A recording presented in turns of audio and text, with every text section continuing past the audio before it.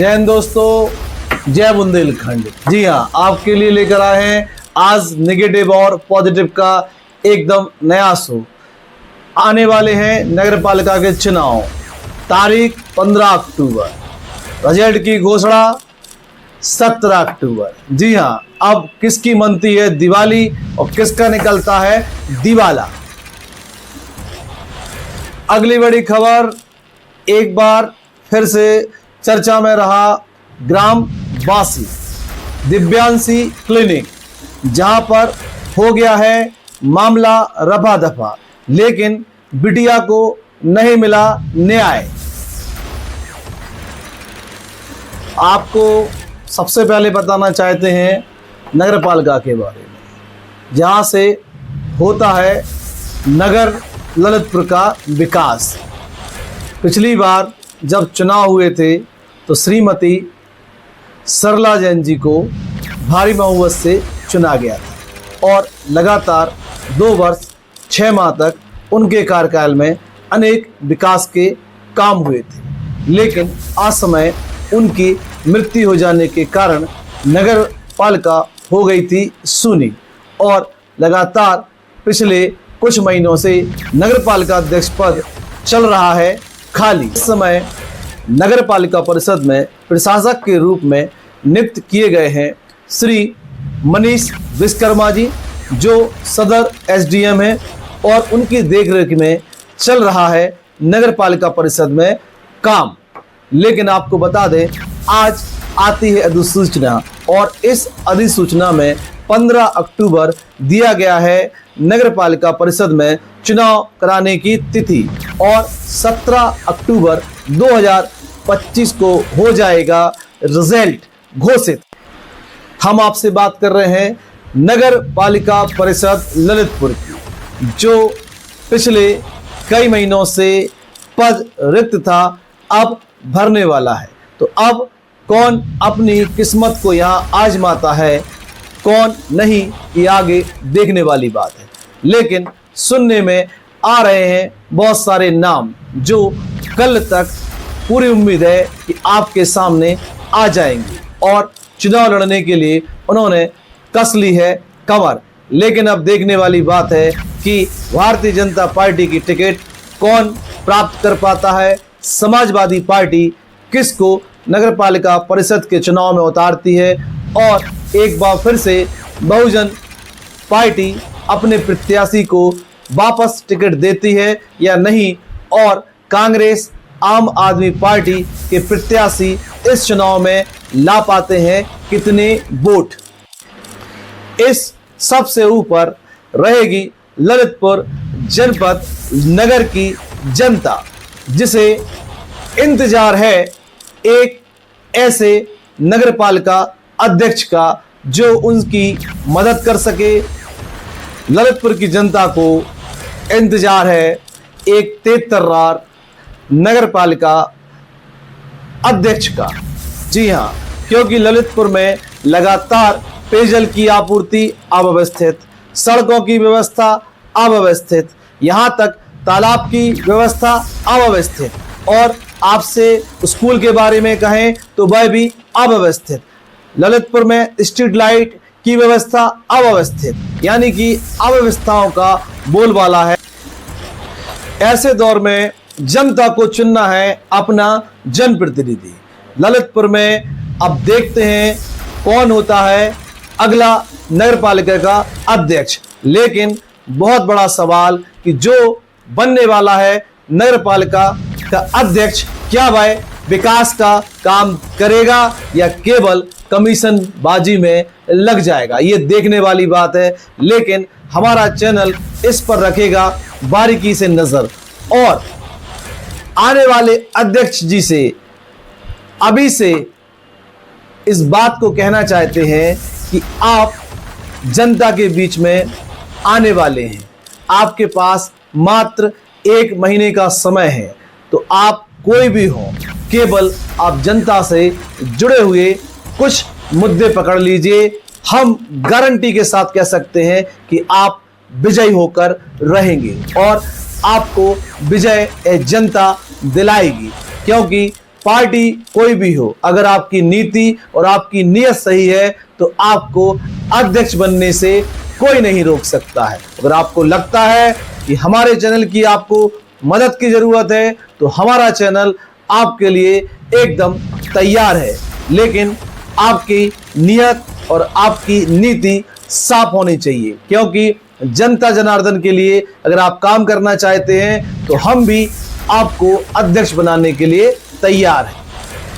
अगर नगर पालिका परिषद का अध्यक्ष एक बार सोच ले और अपने मन में फैसला कर ले कि हाँ, मुझे जनता की सेवा करना है, क्योंकि नगर पालिका एक ऐसा माध्यम है जन जन की सेवा करने का, जिसमें आप अपने आस पड़ोस के लोगों से जुड़े होते हैं, जिसमें आप अपने मोहल्ले के लोगों से जुड़े होते हैं, जिसमें आप अपने जनपद के लोगों से जुड़े होते हैं। आप चाहते हैं कि यहाँ के मंदिर सजे सबरे तो आप कर सकते हैं। आप चाहते हैं कि बेटियों को स्कूल मिले, आप कर सकते हैं। आप चाहते हैं बुजुर्गों को पार्क मिले, आप कर सकते हैं। आप चाहते हैं बच्चों को पार्क मिले, आप कर सकते हैं। आप चाहते हैं कि ललितपुर में वाईफाई की सुविधा हर चौराहे पे हो, आप कर सकते हैं। आप चाहते हैं पेयजल आपूर्ति घर घर तक पहुंचे, आप कर सकते हैं। आप चाहते हैं ललितपुर अतिक्रमण मुक्त हो, आप कर सकते हैं। तो आप क्या नहीं कर सकते? आप सब कुछ कर सकते हैं, केवल आपकी नीति और आपकी नीयत साफ होनी चाहिए। और मैं आपसे वादा करता हूं कि अगर आप यह सब कुछ कर सकते हैं तो जनता भी आपके लिए वो सब करके दिखाएगी जो शायद आपने सपने में भी नहीं सोचा होगा। अगले नगर पालिका अध्यक्ष जी, हमने आपके लिए कुछ बातें लिख कर रखी है जो आपको जरूर सुनना चाहिए। सबसे पहली बात है सफाई व्यवस्था, जो आप कर सकते हैं। दूसरी, पेयजल आपूर्ति, जो आप कर सकते हैं। तीसरी, सड़क और परिवहन, जो आप कर सकते हैं। चौथी, स्वास्थ्य एवं स्वच्छता, जो आप कर सकते हैं। पांचवी, शिक्षा एवं पुस्तकालय, जो आप कर सकते हैं। छठा, पर्यावरण संरक्षण, जो आप कर सकते हैं। सातवां, नागरिक सुविधाएं, जो आप कर सकते हैं। आठवां, कर संग्रह, बिल्कुल कीजिए, वह भी आप कर सकते हैं।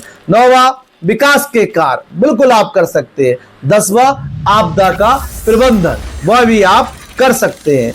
तो मात्र आप यह 10 सूत्रीय कार्यक्रम पकड़ लीजिए, आपको नगर पालिका परिषद का अध्यक्ष बनने से कोई नहीं रोक सकता, क्योंकि यह सारी चीजें किसी भी नागरिक की एक बुनियादी आवश्यकता है जो आप कर सकते हैं।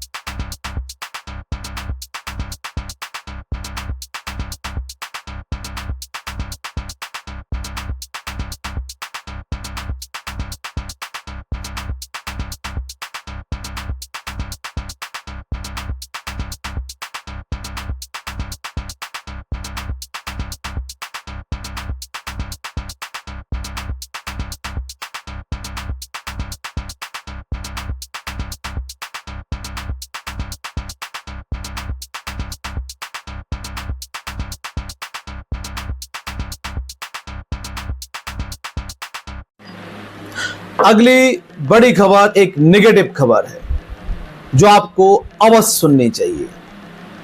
बासी कस्बा, बासी ग्राम इस समय वायरल है फेसबुक पर, वायरल है यूट्यूब पर और वायरल है उत्तर प्रदेश बुंदेलखंड में। जी हाँ, एक बिटिया की विगत कुछ दिन पहले हुई थी मृत्यु, जिसे मृत्यु कहना मुझे नहीं लगता है ठीक बात है।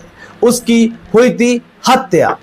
वासी में एक क्लिनिक है और उस क्लिनिक का नाम है दिव्यांशी क्लिनिक। इस क्लिनिक में एक बिटिया इलाज कराने गई और उसकी हो गई निर्मम हत्या।